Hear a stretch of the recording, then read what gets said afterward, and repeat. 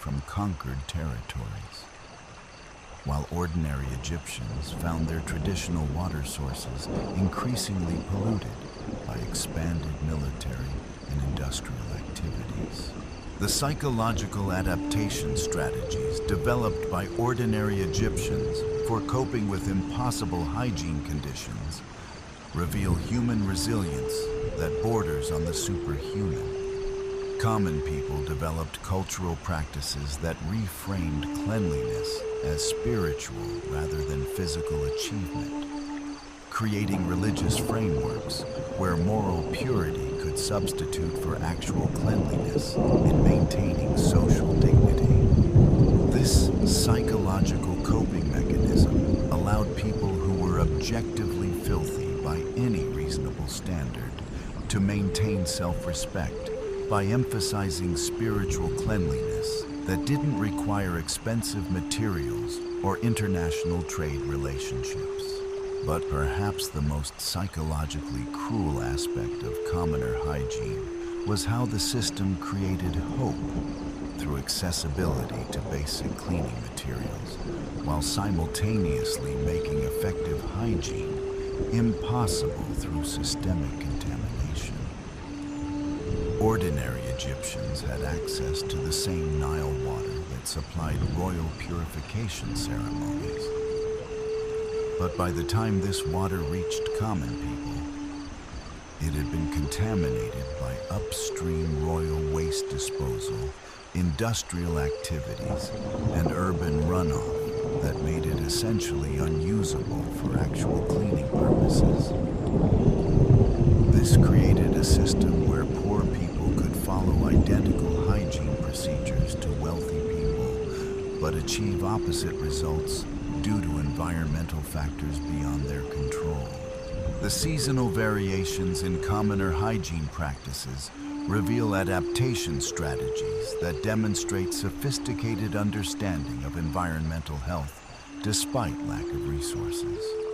During flood seasons, ordinary Egyptians would take advantage of cleaner water supplies to conduct intensive cleaning sessions that had to sustain them through dry periods when water became too scarce or contaminated for bathing. These seasonal hygiene cycles required planning and resource management skills that rivaled royal beauty scheduling. But with the added psychological stress of knowing that failure to complete seasonal cleaning could mean months of accumulating filth with no relief options. The pest control methods available to ordinary Egyptians versus royal pest management systems reveal another layer of hygiene inequality that affected both physical health and psychological well-being.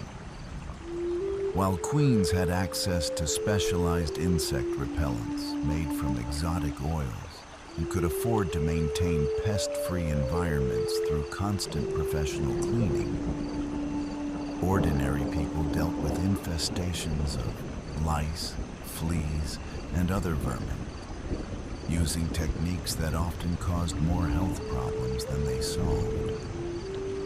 Common pest control methods included shaving all body hair using crude bronze tools that frequently caused infections, wearing clothing soaked in animal fat that attracted different types of pests, and sleeping in areas treated with smoke from burning materials that caused respiratory problems while providing minimal pest control benefits. During the first intermediate period, 2181 to 2040 BCE, political instability created hygiene crises that affected ordinary Egyptians in ways that royal families never experienced. Archaeological evidence suggests that during this period of governmental breakdown, common people lost access to even basic hygiene infrastructure like communal washing areas and waste disposal systems. While royal families maintained their elaborate cleansing routines by essentially hoarding clean water and hygiene materials through private military control.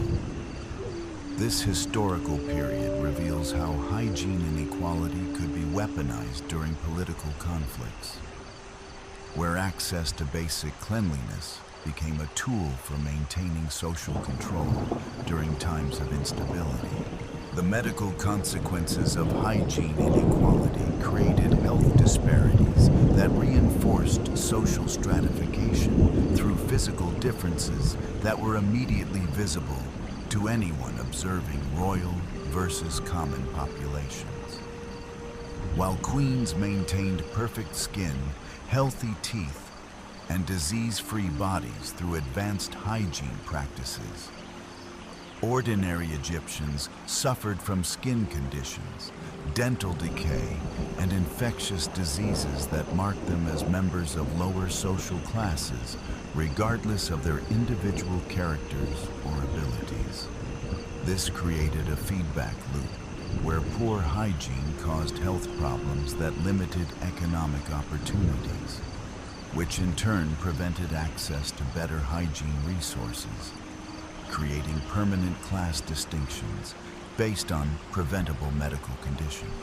The psychological impact of hygiene inequality on children growing up in ordinary Egyptian families must have been particularly devastating, as they would witness the impossible standards of cleanliness maintained by royal families, while knowing that their own families could never achieve such standards, regardless of effort or dedication. Children who grew up seeing royal children emerge from elaborate purification ceremonies would understand from earliest ages that they belonged to a fundamentally different category of human being, creating psychological conditioning that reinforced social hierarchies through sensory experiences that began before conscious memory formation. During the late period, 664 to 332 BCE, when Egypt was increasingly influenced by foreign powers, including Persian and Greek rulers, the hygiene inequality between royalty and commoners actually intensified as foreign rulers adopted Egyptian royal cleansing practices, while ordinary Egyptians lost access to traditional hygiene resources due to economic exploitation by occupying powers. This historical period reveals how hygiene inequality could persist and even worsen during times of cultural transition, where new rulers embraced the most extreme aspects of Egyptian royal luxury, while simultaneously reducing support for public health infrastructure that had previously provided minimal hygiene resources to ordinary people. The documentation of commoner hygiene practices in ancient texts reveals how ordinary Egyptians were simultaneously expected to maintain impossible cleanliness standards while being systematically denied access to the resources necessary for achieving these standards. Religious texts from various periods contain hygiene requirements for participating in festivals and religious ceremonies that were economically impossible for ordinary people to achieve, creating systems where religious participation became a privilege of wealth rather than spiritual dedication. This religious weaponization of hygiene requirements created additional psychological pressure on poor people who found themselves excluded from spiritual communities due to economic inability to purchase cleaning materials. The economic calculations required for ordinary Egyptian families to maintain basic hygiene reveal resource allocation decisions that would be considered impossible in modern contexts. Archaeological evidence suggests that a typical farming family would spend approximately 20–30% of their annual income on basic hygiene materials like natron salt, simple oils, and crude cleaning tools. This meant that maintaining minimal cleanliness required sacrificing food, shelter improvements or tool upgrades that could improve long-term economic prospects, creating impossible choices between immediate dignity and future survival that reinforced generational poverty through hygiene expenses. But perhaps the most psychologically disturbing aspect of commoner hygiene inequality was how it created false consciousness about the nature of social stratification itself. Ordinary Egyptians who could occasionally afford basic cleaning materials would experience temporary improvements in their appearance and self-esteem that reinforced beliefs that individual effort and moral character could overcome systemic inequalities. This psychological mechanism prevented common people from recognizing that their hygiene problems were caused by deliberate resource distribution policies rather than personal failures, creating political stability through victim-blaming frameworks disguised as self-improvement opportunities. The technological innovations that could have improved commoner hygiene were systematically suppressed or monopolized by royal authorities who understood that maintaining hygiene inequality was essential for preserving social control. Archaeological evidence suggests that ancient Egyptian engineers possessed knowledge of water filtration, waste processing, and chemical purification that could have dramatically improved public health outcomes. But these technologies were exclusively applied to royal facilities while being kept secret from ordinary populations. This deliberate technological apartheid reveals how hygiene inequality was maintained not through natural scarcity, but through artificial restriction of knowledge and resources that could have eliminated most hygiene problems affecting common people. The psychological resilience demonstrated by ordinary Egyptians who maintained human dignity despite impossible hygiene conditions represents one of the most remarkable achievements in human history. These were people who created meaningful lives, raised families, built communities, and maintained cultural traditions while living in conditions that would be considered uninhabitable by modern standards. Their ability to find joy, beauty, and purpose, despite constant sensory reminders of their social inferiority, demonstrates psychological strength that modern people, with access to unlimited cleaning resources, can barely comprehend. When we examine the archaeological evidence of hygiene inequality in ancient Egypt, we're not just studying ancient sanitation practices. We're analyzing one of the most sophisticated systems of social control ever developed, where access to basic human dignity was systematically distributed according to political usefulness rather than human need. Every luxury enjoyed by royal families was simultaneously a necessity denied to ordinary people, creating a civilization where the most basic requirements for health and dignity became weapons of political oppression disguised as expressions of divine favor and natural hierarchy. The political machinations surrounding royal hygiene practices become even more fascinating when we examine the broader historical context of ancient Egyptian civilization, where personal cleanliness became intertwined with religious authority, economic control, and military strategy in ways that shaped the entire trajectory of Mediterranean politics for over 3 millennia. The period spanning from the early dynastic period through the Ptolemaic era reveals how hygiene inequality wasn't just a byproduct of social stratification. It was a deliberately engineered system of control that required constant political maintenance and military enforcement to preserve. During the Old Kingdom period, 2686 to 2181 BCE, the construction of the Great Pyramids coincided with the development of the most elaborate royal hygiene systems in human history, creating a civilization where monumental architecture and personal cleanliness became dual expressions of divine power that required similar levels of resource, mobilization, and organizational sophistication.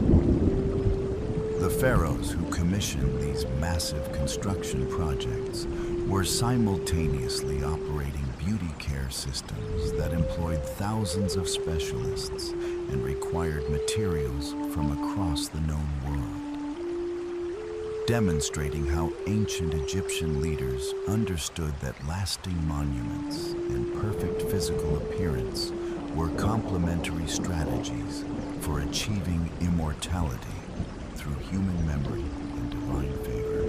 The pyramid construction project provide archaeological evidence of how hygiene inequality was systematically maintained, even during the kingdom's most ambitious public works programs.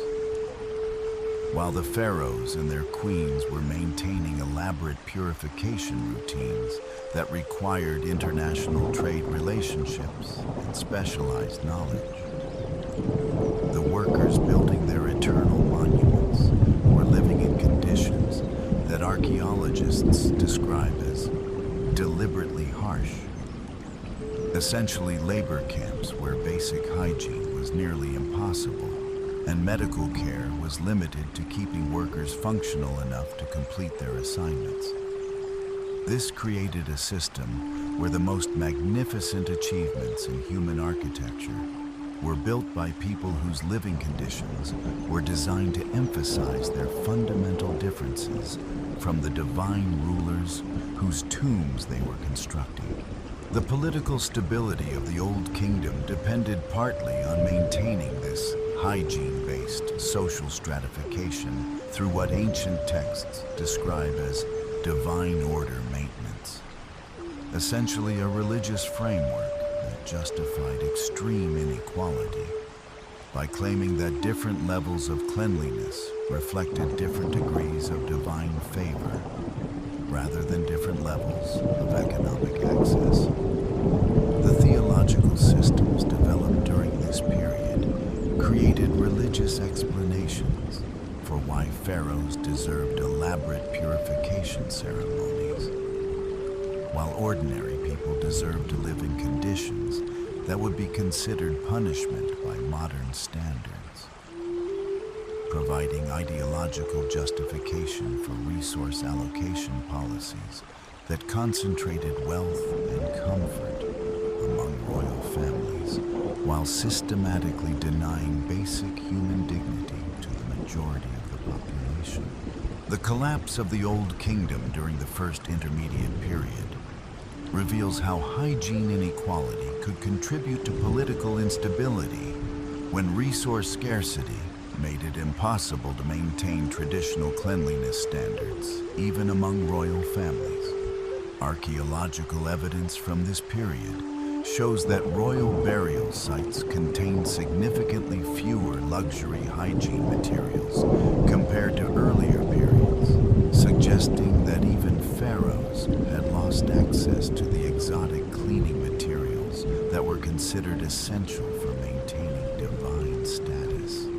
This reduction in royal hygiene standards coincided with political fragmentation, civil wars, and economic collapse that transformed Egypt from a unified kingdom into competing regional powers struggling for control over increasingly scarce resources. But the First Intermediate Period also reveals the psychological importance of hygiene inequality for maintaining social control.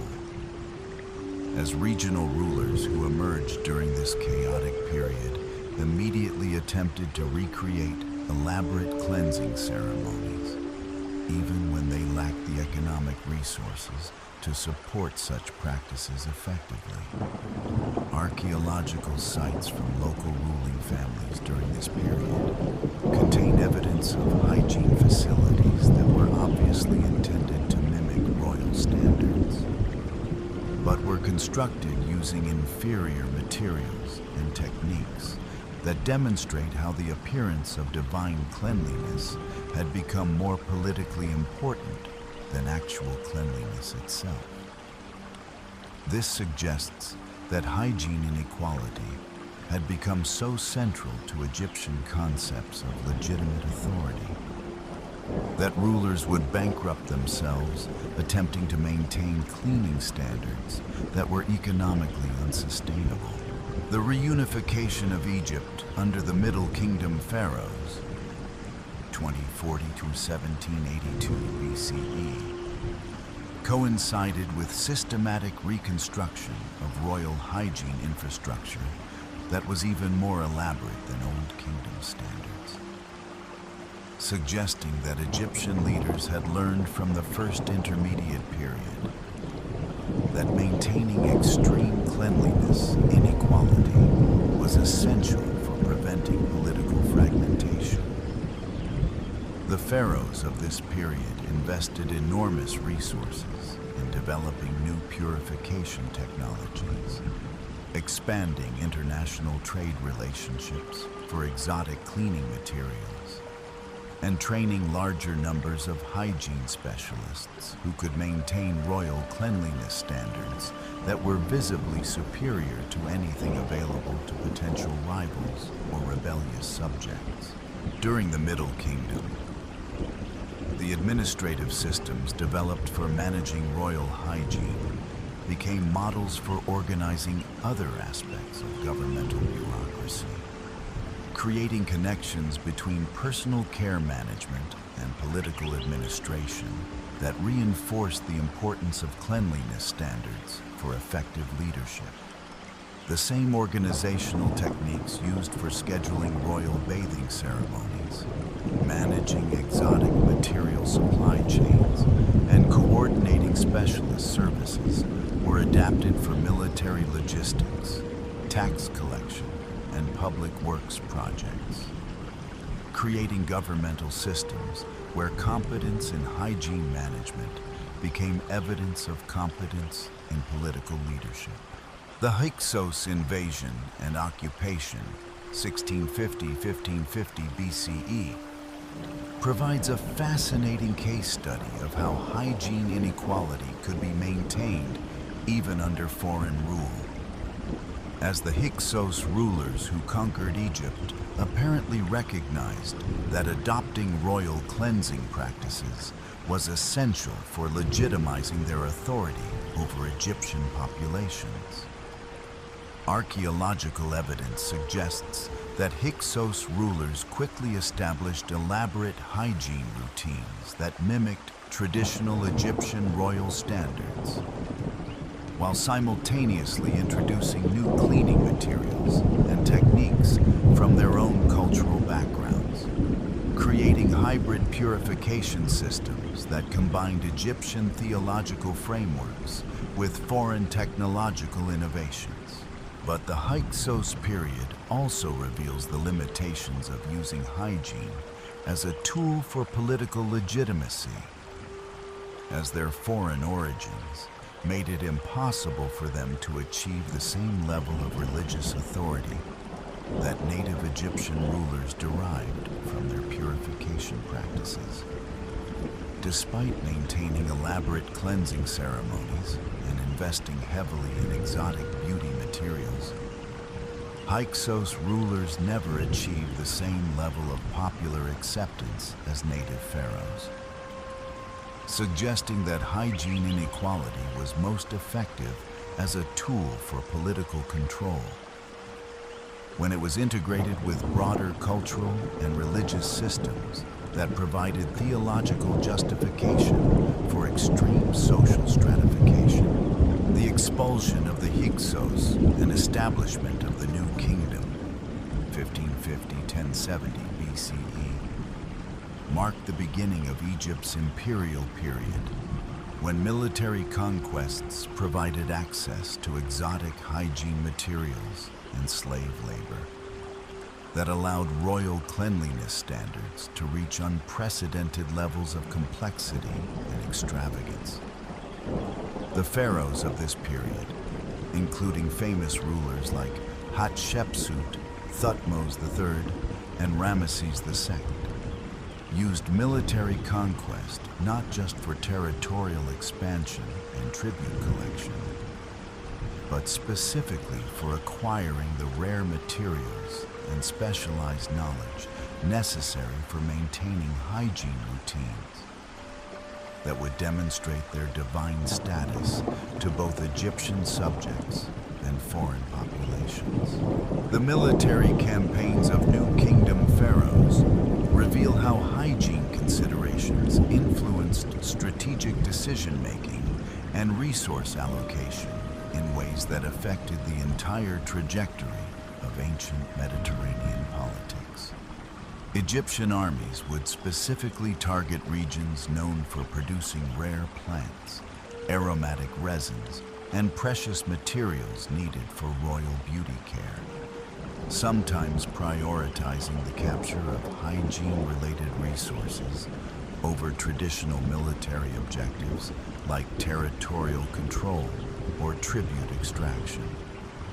This created a form of imperial expansion that was partly motivated by the cosmetic needs of royal families, demonstrating how personal vanity could shape international relations and military strategy on a civilizational scale. The reign of Akhenaten, 1353 to 1336 BCE, provides evidence of how attempts to reform royal hygiene practices could contribute to broader political and religious upheavals that threatened the stability of the entire kingdom. Akhenaten's religious reforms, which replaced traditional Egyptian polytheism with worship of the sun god Aten, coincided with significant changes to royal purification ceremonies that eliminated many traditional cleansing rituals and reduced the complex theological frameworks that had justified hygiene inequality for over a millennium. Archaeological evidence from Akhenaten's capital city of Amarna suggests that these hygiene reforms created confusion and resentment among both royal court officials and ordinary subjects who had built their understanding of political legitimacy around traditional cleanliness standards. The restoration of traditional religious practices under Tutankhamun and subsequent pharaohs included deliberate recreation of elaborate royal hygiene systems that were intended to demonstrate the return of proper divine order after Akhenaten's disruptive reforms. The tomb of Tutankhamun contains an extraordinary collection of hygiene materials and beauty tools that exceeded even traditional royal standards, suggesting that post-Amarna pharaohs felt compelled to overcompensate for the disruption to traditional purification practices by creating cleanliness routines that were more elaborate than anything previously achieved in Egyptian history. The later New Kingdom period saw the development of international diplomatic protocols that integrated royal hygiene practices with formal treaty negotiations and alliance building, creating systems where the exchange of exotic beauty materials became a form of diplomatic currency that could influence political relationships between kingdoms. Egyptian pharaohs would send rare cleansing oils and precious hygiene tools as diplomatic gifts that simultaneously demonstrated their wealth and established obligations among foreign rulers who became dependent on Egyptian supplies for maintaining their own royal beauty standards. But these diplomatic gift exchanges also reveal how hygiene inequality could create vulnerabilities that foreign powers could exploit. as Egyptian dependence on exotic materials from distant regions made royal cleanliness standards hostage to international political developments and military conflicts. When trade routes were disrupted by wars or economic instability, Egyptian royal families would lose access to materials they considered essential for maintaining their divine status, creating political crises that could destabilize the entire kingdom through the simple mechanism of making it impossible for pharaohs to maintain proper purification routines. The invasions of the Sea Peoples, circa 1200 BCE, coincided with significant disruptions to Egyptian hygiene supply chains that forced royal families to adapt their cleansing practices to accommodate reduced access to traditional exotic materials.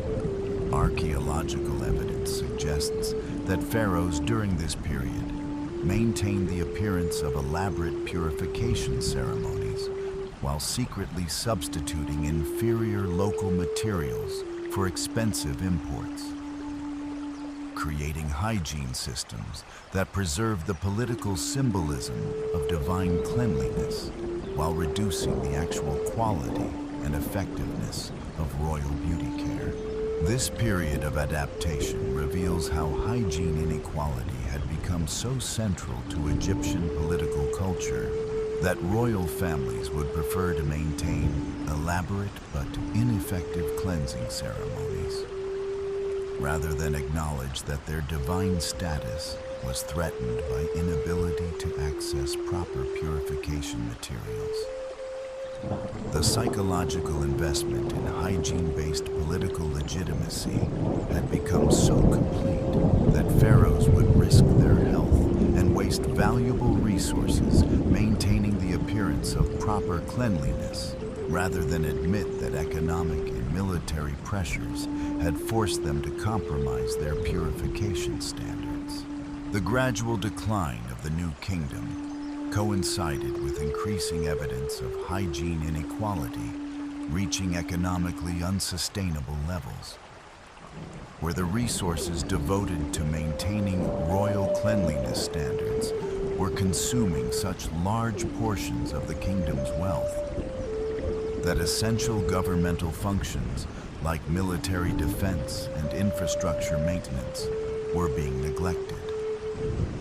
Administrative records from the later New Kingdom suggest that some pharaohs were spending more on their annual beauty care than on their entire military budget, creating strategic vulnerabilities that made Egypt increasingly susceptible to foreign invasion and internal rebellion. The Third Intermediate Period, 1070–664 BCE, saw the fragmentation of Egypt into competing regional powers, each of which attempted to legitimize their authority by recreating traditional royal hygiene practices despite lacking the economic resources to support such elaborate systems effectively.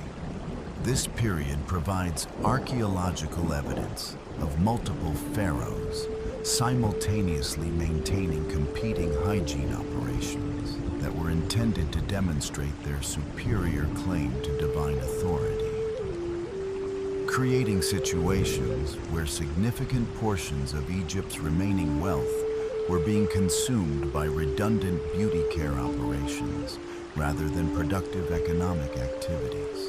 During the late period, 664 to 332 BC, when Egypt came under increasing foreign influence and eventual conquest by Persian, Greek, and Roman powers, the relationship between hygiene inequality and political legitimacy became even more complex as foreign rulers attempted to integrate Egyptian cleanliness standards with their own cultural practices and political needs.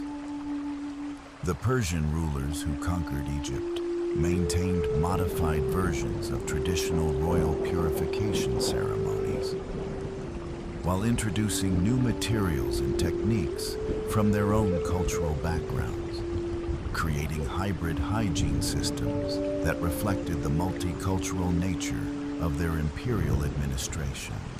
But the Persian period also saw systematic exploitation of Egyptian hygiene expertise and materials for the benefit of foreign rulers and their home territories. As Persian administrators organized the export of rare cleansing materials and hygiene specialists to supply beauty needs throughout their vast empire. This exploitation of Egyptian hygiene resources for foreign benefit created additional economic burdens on ordinary Egyptians who found themselves paying taxes to support beauty care operations that benefited rulers from distant lands, while receiving no improvements in their own access to basic cleanliness resources.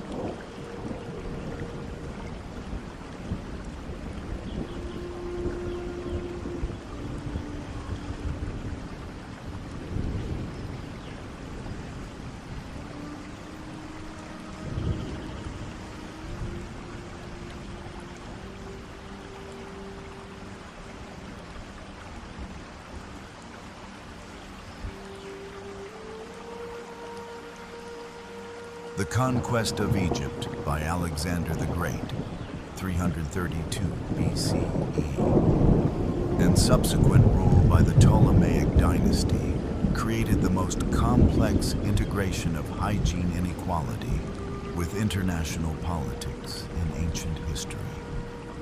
As Greek rulers attempted to maintain Egyptian divine kingship traditions, while introducing Hellenistic cultural practices and administrative systems.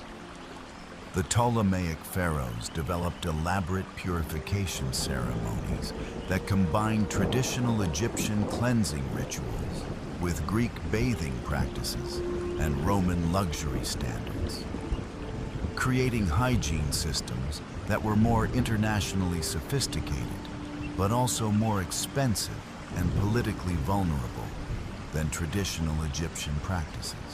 The famous Cleopatra VII, the last pharaoh of Egypt, represents the ultimate evolution of hygiene-based political strategy, as she used elaborate beauty practices not just for maintaining authority over Egyptian subjects, but specifically for seducing Roman leaders whose military and political support was essential for preserving Egyptian independence.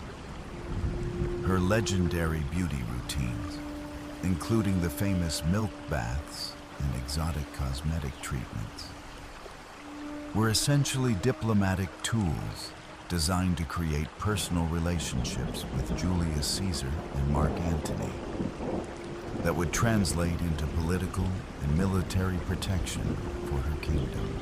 But Cleopatra's beauty-based diplomatic strategy also reveals the ultimate limitations of hygiene inequality as a tool for political power, as her elaborate cleansing routines and exotic beauty treatments were ultimately insufficient to prevent Roman conquest and the end of independent Egyptian civilization.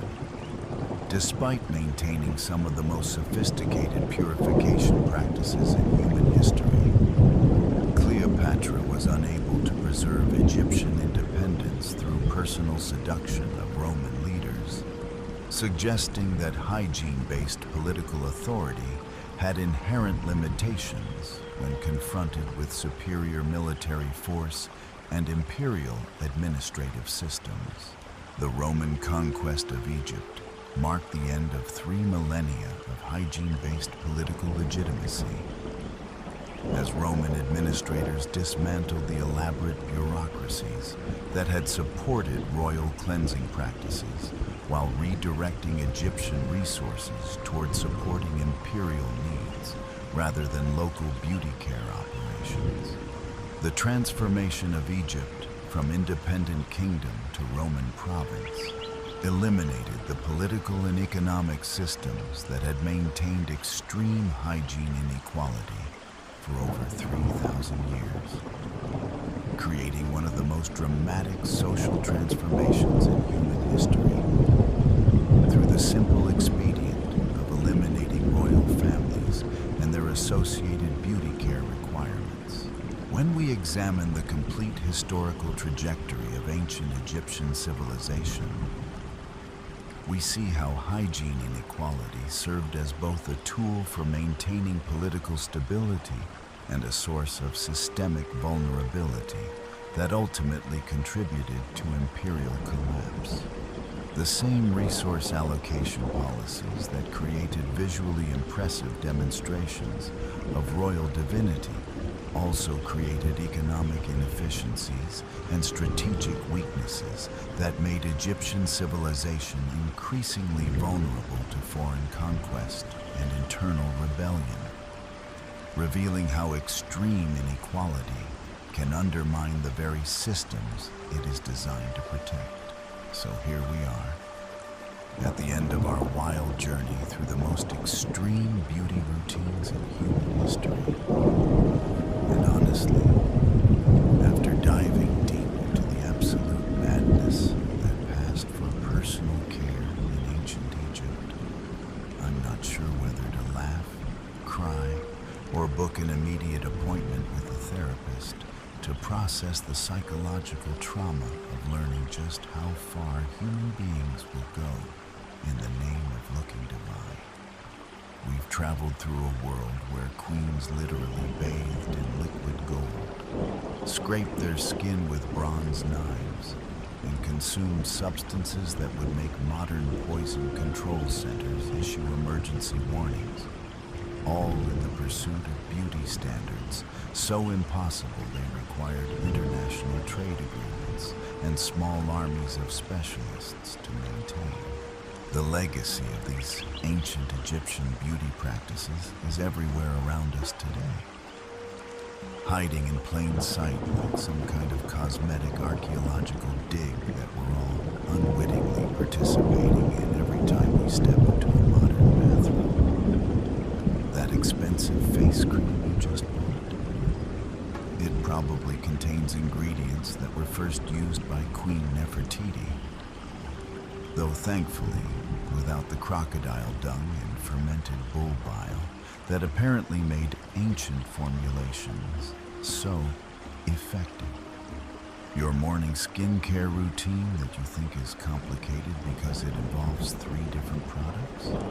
Try telling that to an Egyptian queen who needed 6 hours and a team of 20 specialists just to achieve what we now call getting ready for work.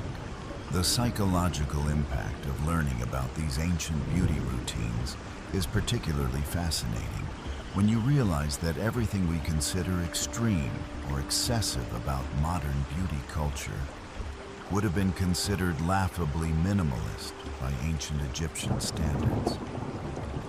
We complain about spending 5 minutes applying makeup, while Egyptian queens were undergoing chemical peels using volcanic glass that could literally remove layers of skin. We think our beauty routines are expensive and they cost a few $100s a month, while royal Egyptian beauty care consumed resources that could have funded entire cities for years.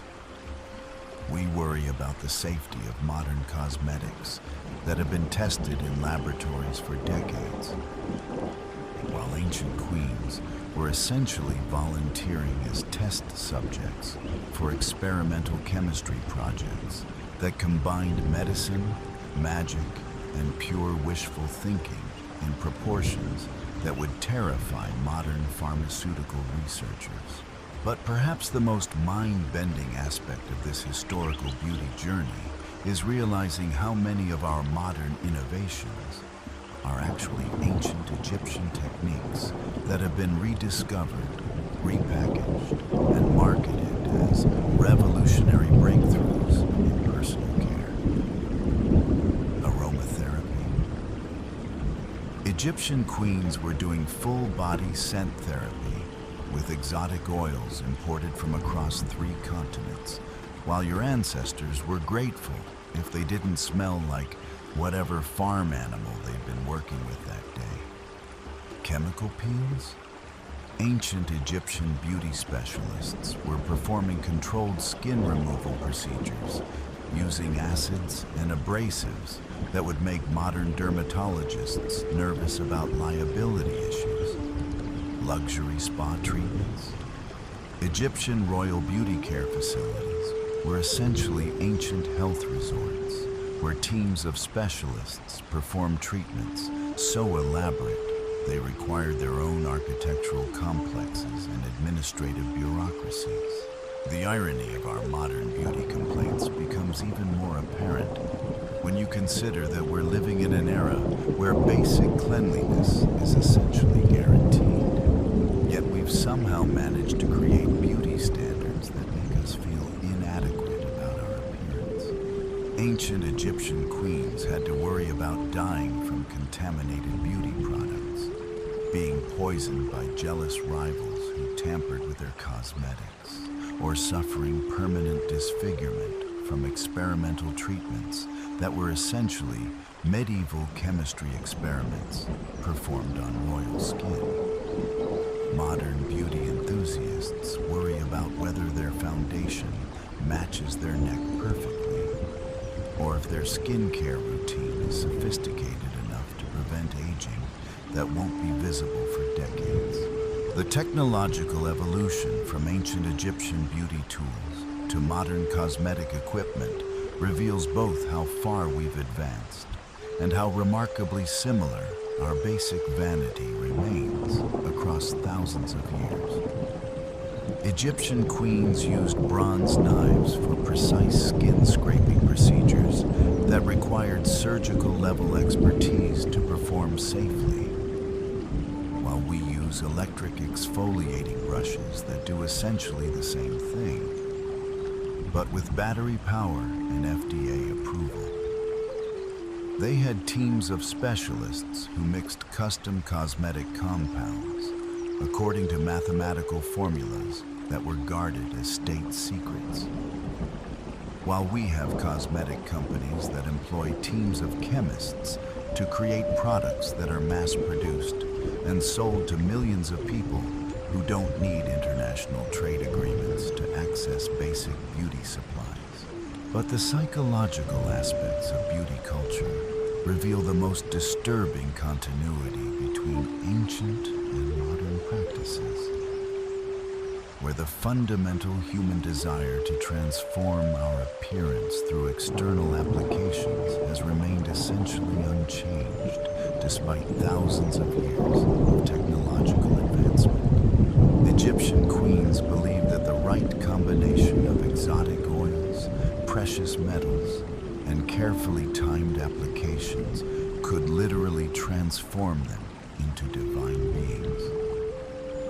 While modern beauty consumers believe that the right combination of serums, treatments, and procedures can transform them into idealized versions of themselves that will somehow provide happiness, success, and social acceptance that their natural appearance cannot achieve. The economic impact of ancient Egyptian beauty culture provides sobering perspective on modern beauty industry spending, where we complain about the cost of cosmetics while spending amounts that would be considered reasonable by historical standards. An Egyptian queen's annual beauty budget could have supported entire villages for years, while the average modern person spends maybe 1% of their income on beauty products and considers this a significant expense. Egyptian royal beauty care required international diplomatic relationships, military protection for supply chains, and specialized educational institutions for training beauty professionals. While modern beauty culture requires nothing more than a credit card and a willingness to believe marketing claims about miraculous age-reversing compounds, the health and safety evolution from ancient to modern beauty practices reveals both how much we've learned about human physiology and how much we've lost in terms of accepting natural aging and imperfection as normal parts of human existence. Egyptian queens regularly underwent procedures that could cause permanent injury, chemical burns, or death from toxic exposure, all in pursuit of beauty standards that were literally impossible to achieve safely with available technology. Modern beauty consumers have access to products that have been tested for safety and effectiveness. Yet we've somehow developed anxiety disorders about aging processes that Egyptian queens would have considered inevitable facts of life to be managed rather than prevented. The social media aspect of modern beauty culture would have been incomprehensible to ancient Egyptian queens, who used elaborate beauty routines as tools for maintaining political power and religious authority, rather than for documenting their appearance for public consumption. Egyptian royal beauty care was essentially performance art, designed to reinforce divine authority and social hierarchy. While modern beauty culture is largely focused on creating content for digital platforms that reward visual novelty and extreme aesthetic choices, ancient queens spent hours preparing for public appearances that might be witnessed by hundreds of people, while modern beauty enthusiasts spend similar amounts of time preparing for photographs that might be seen by millions of strangers who will judge their appearance for approximately 3 seconds before scrolling to the next image. The gender dynamics of beauty culture have evolved in fascinating ways since ancient Egyptian times, when elaborate personal care was associated with both masculine and feminine expressions of divine authority and political power. Egyptian pharaohs and queens both maintained sophisticated beauty routines that were considered essential for effective leadership. While modern beauty culture has become increasingly gendered in ways that limit elaborate personal care to feminine expression, while expecting men to maintain more minimalist approaches to appearance management. This represents a historical regression where ancient civilizations had more flexible approaches to beauty and personal care than many modern societies. The environmental impact of modern beauty culture would have been completely foreign to ancient Egyptian queens, who used natural ingredients that were biodegradable and sustainable even when they were exotic and expensive. Egyptian royal beauty care relied on renewable resources like plant oils, mineral compounds, and animal products that could be continuously harvested without long-term environmental damage. While modern beauty culture depends heavily on synthetic chemicals, plastic packaging, and manufacturing processes that create environmental problems that didn't exist in ancient times. The irony is that ancient beauty practices were more environmentally sustainable, despite being more resource-intensive and economically wasteful than modern alternatives.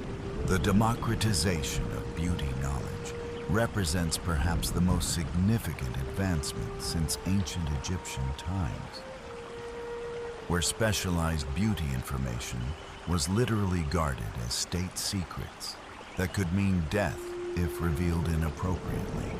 Modern beauty consumers have access to more information about cosmetic chemistry, dermatology, and personal care than ancient Egyptian beauty specialists possessed after decades of specialized training.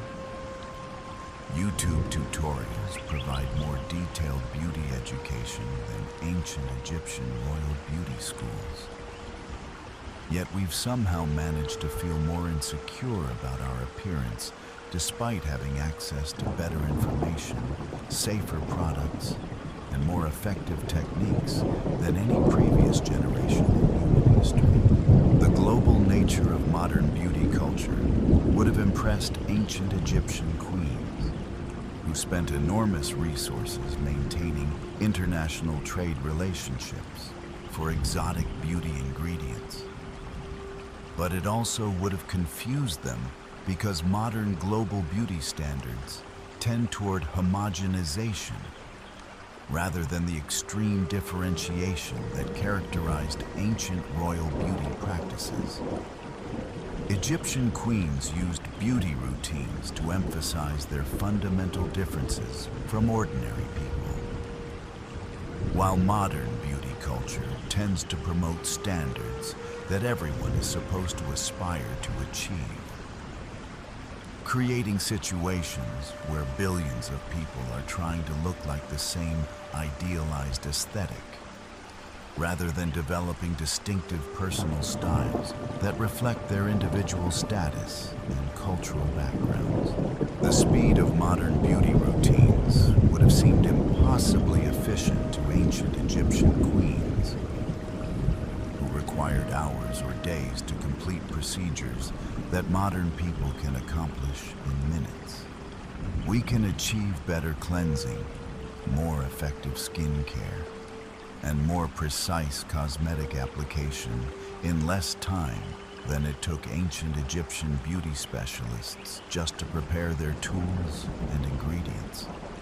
Yet somehow we've managed to feel rushed and stressed by beauty routines that are objectively faster and more convenient than anything available throughout most of human history.